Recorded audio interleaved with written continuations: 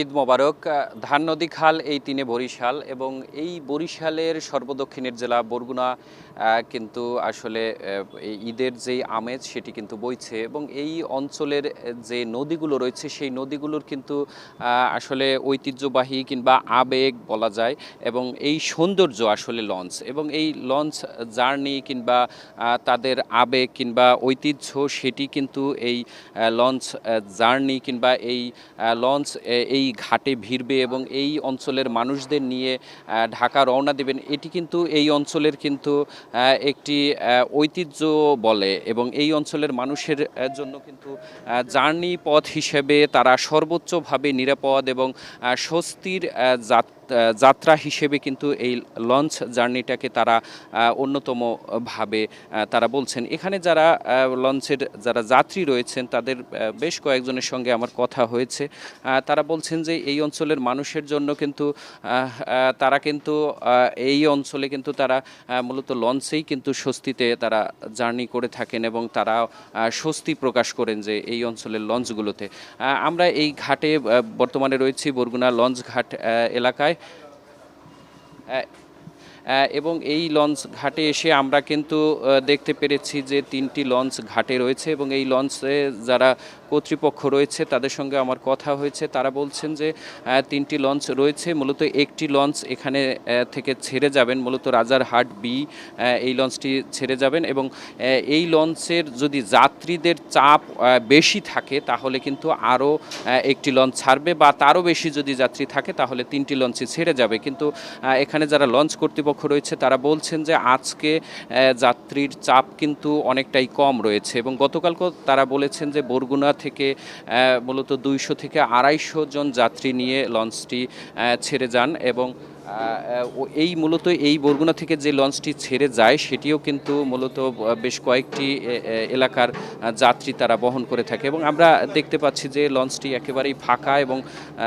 আমরা একটু দ্বিতীয় তলায় উঠব। দ্বিতীয় তলায় কিছুটা যাত্রী রয়েছে এবং মূলত এই বরগুনা লঞ্চটি বরগুনা একেবারে সদর থেকে ছেড়ে গিয়ে এরপরে কিন্তু বরগুনার পাথরঘাটার কাকচিরা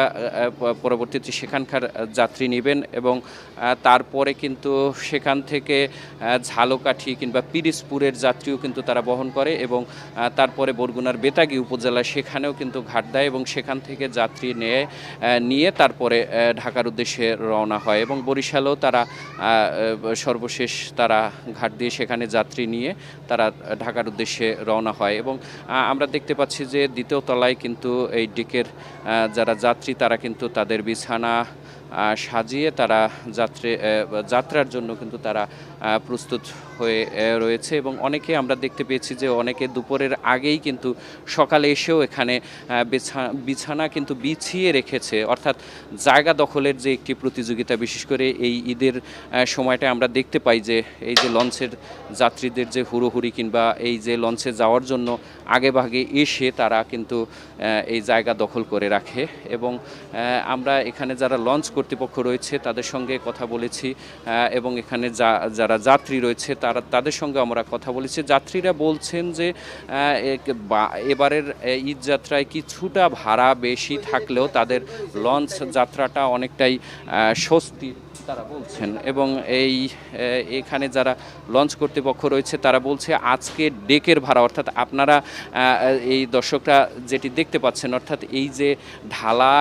ঢালাও যে বিছানা রয়েছে সেই বিছানায় কিন্তু যাত্রী প্রতি ভাড়া আজকে 600 টাকা করে নির্ধারণ করা হয়েছে এবং এই লঞ্চ কর্তৃপক্ষরা বলছে যে এটি সরকার নির্ধারিত ভাড়া এবং এই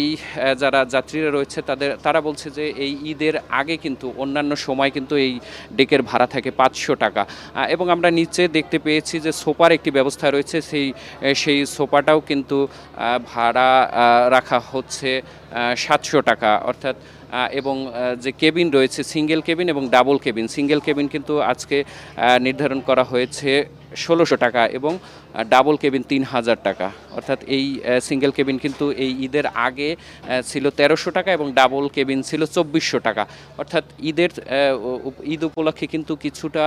লঞ্চের ভাড়া কিন্তু বাড়লেও কিন্তু এই যারা যাত্রী রয়েছে তারাও কিন্তু আসলে তারা বলছেন যে লঞ্চের যে জার্নি সেটি কিন্তু আসলে অনেকটা ভালো। আমরা একটু একজন যাত্রীর সঙ্গে কথা বলতে চাই, তার কাছে জানতে চাইবো আসলে লঞ্চ জার্নিটা আপনাদের কাছে লঞ্চ জার্নিটা কেমন এবং এইখানে আসলে আপনারা নিরাপদ মনে করেন কিনা? আমি ভাড়া বেশি না, আমি নিরাপত্তা মনে করি। ভাড়া হাইস্ট 500 টাকা। আর আমি যাতায়াত লঞ্চে আমার যাইতে খুবই আনন্দ ভোগ করি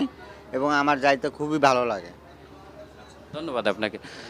তো আসলে যাত্রীরাও বলছে যে এই যে লঞ্চ যাত্রা সেটি কিন্তু তাদের একেবারে স্বস্তির যাত্রা এবং তারা এই যে লঞ্চে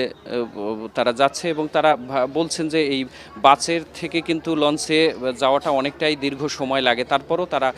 এই বাস অনেকের যাত্রী যারা রয়েছে তারা কিন্তু বাসের থেকেও আসলে লঞ্চে